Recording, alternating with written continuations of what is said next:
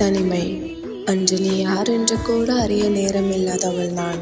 அப்போது என்னை சுற்றி பேச்சும் சிரிப்பும் தான். உன்னை அறிமுகம் செய்யவும் யாரும் இல்லை, உன்னை அறிய எனக்கு வாய்ப்பும் இல்லை.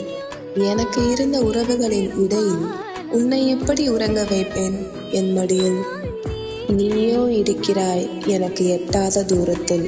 எப்படி தேடுவேன் உன்னை என் கனாவில்? என் நிலை மாறிய பின் தேடத் தொடங்கினேன் உன்னை. ஆனால் கனாவில் அல்ல, என் வாழ்வில்.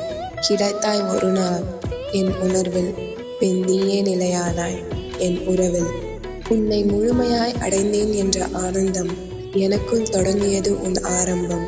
உன்னை அடைவதோ கண்ணுக்கெட்டாத தூரம், ஆனால் அதுதான் எனக்கு கிடைத்த ஒரே வரம். சாலிட்யூட் குவன்.